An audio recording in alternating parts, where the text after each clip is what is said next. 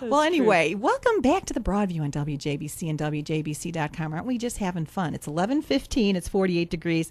I'm Susan Almeida. Sonya Mao, my friend, is here with me, and she has brought a couple of her friends who are also my friends, and that is Beni Kawakita. Hi, Beni. Hi, thanks for having me. Oh, it's great to have you here. And Macaria Lopez. Hi, Macaria. Thanks for coming back. Hi there. Good morning. It must not have been a bad experience last time you came back to the Broadview. No, it was not. I came right back for you, Susan. Oh, yes, and for a multicultural leadership program, right, Sonya? Yeah, absolutely, absolutely. We have had a really interesting time this year having the participants of multicultural leadership program who work all year learning how to be leaders at a higher level than they were when they first started. They are going to have their graduation coming up. And so we need to talk about that graduation. It's on April 2nd. That's Saturday. It will be at the time of the Broadview. Macaria, what are you going to be doing at the graduation? April 2nd from 8 to 10:30. Please come out. We've got a lot of great things going on. This is going to be a very inspirational moment for these graduates. They've been through the 8-month program, so they've had a lot of things going on, a lot of things they've learned, a lot of networking, a lot of camaraderie, and we really want this to be a celebratory event. So please come out from 8 to 10:30. We are going to be having our speaker, Jean Driscoll, and I know Sonya can speak to that as well. She's very inspirational, has a lot to be able to offer. We are extremely excited, very excited. And where's it going to be held? It is going to be held at the Doubletree Hotel. And again, from 8 to 10:30 at the Doubletree, Brickyard Apartments, I believe. And it's a breakfast, and it's $25 a ticket. So for $25, you get to be inspired, and you get a nice breakfast, and talk with all these really cool emerging leaders in McLean County. That is right. Well, let's talk a little bit about the speaker then, Sonya. Jean Driscoll, she has just done so many things in her life when you would think that she's had so many challenges. Absolutely. And to me, this is the heart of what we believe with the Multicultural Leadership Program. Someone who is diverse, different, and yet her challenges caused her to rise above what an ordinary human being would do, is the way I look at it, because she was born with spina bifida. Spina bifida. Right. Bifida. And I'm born with a different, not being able to pronounce things. But anyway, that means, there's a problem with the spine back there. Sure. And as a teenager, she was in a wheelchair. And now, if you look at her career, she's coming to Bloomington Normal, having spent time with 2 U.S. presidents, speaking on the same platform as Billie Jean King and Goldie Hawn, which I want to hear about.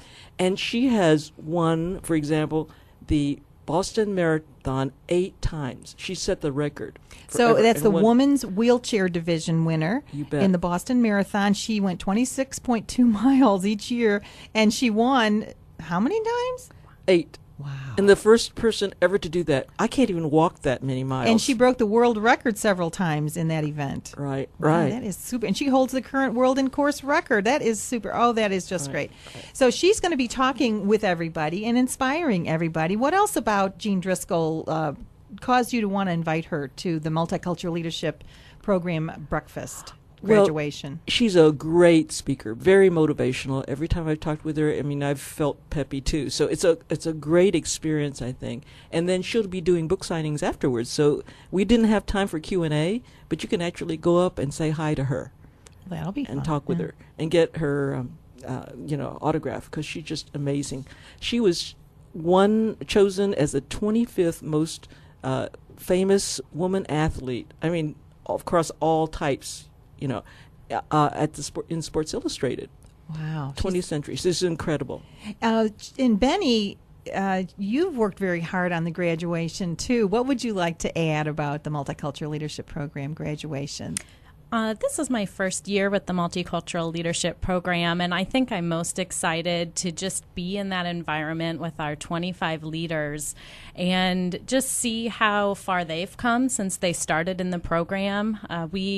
Each month for the last 8 months, they've attended 2 leadership sessions per month, and I've played a large part in helping to plan those along with Sonya and Macaria. And so each time we get to see them grow a little bit. So this is going to be really exciting to celebrate all the time they've spent, the dedication they've made to themselves and to the community, and just to see them celebrating with their colleagues and their family and their friends, and see them be inspired by the speaker, and just kind of have some final moments together to celebrate everything they've done. Yeah, I think, come out to hear a wonderful speaker, come out to see a class that's after 8 months has become as one. Mm-hmm. I mean, I can't tell you how inspiring that is to me to see people say, I have made friends forever. And I think they will propel each other to greater benefit to our community. And I'm telling you, it's incredible to see. Last year, there was a lot of hugging. So, if you like hugging, come. Another thing that's exciting for those interested in coming to the graduation is they'll learn more about the Multicultural Leadership Program, and we're currently accepting applications for our next class, the class of 2012. So if individuals are interested in applying to be part of that class, they should definitely come to the graduation, learn about the program, and kind of get a firsthand view of what the program is able to offer them and what the experience will be like. And all the application information is available on our website. And give us that. Sure. It's www.bn-mclp.org. Okay, or else just put in that old search engine, Multicultural Leadership That's Program, right. Bloomington, Illinois, or McLean County, Illinois, whatever. It'll pop up. Macaria, you were a graduate of the inaugural class of MCLP. What would you like to add about the program? I would agree with Sonya. It was a big hug fest last year, and I will say, even as an alumni, getting together with everybody just seems as if it was yesterday. MCLP does an excellent job with really, I like to think of things as a box full of, we're paired off with great mentors within the community.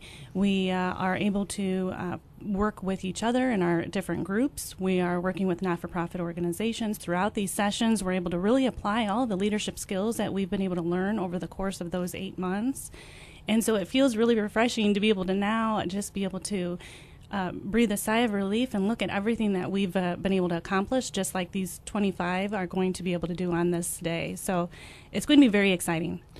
It's the Multicultural Leadership Program graduation. It is the class of 2011. And how about that? You are invited to this graduation celebration. It's Saturday, April 2nd. It's a breakfast and a program from 8 to 10:30 at the Doubletree Conference Center. The keynote speaker is Jean Driscoll, who is a professional athlete, a Paralympic and Olympic medalist, and an 8-time Boston Marathon winner and world record holder. An individual ticket is $25. You can invite your friends and family. There are no reserved seats. They would love to have you come out. They are very community-oriented. And you can also check out the sponsorship level. There are a lot of ways that you can help support MCLP. And so just go to the website, and that is, I saw it here in just 1 second. Here, Susan, find it. Go ahead, Sonya. It's bn-mclp.com. And what I want to mention is that we've got it set up this year that you can pay through PayPal or any credit card, and you'll see it when you first get on the page. Or you can call Beni, and the number is? Yes, they can call the MCLP office at 438-3417. And that website again is www.bn-mclp.org.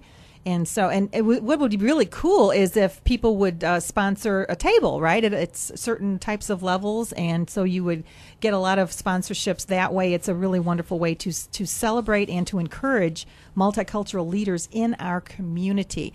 And it's been Beni, Kawakita, Macaria, Lopez, and Sonya Mao are very instrumental in this program.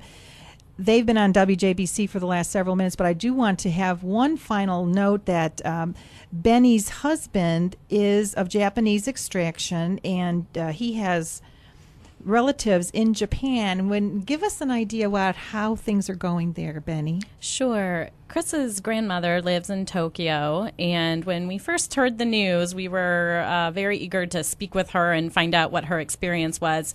I think within about a day, my husband was able to Skype with her. Have to love technology, because we were able to get in touch with her. She said she was fine. The experience was very scary, and she was anxious about what was going to happen. But we were really amazed by how calm she was, relatively speaking, to how I think maybe I would have experienced it.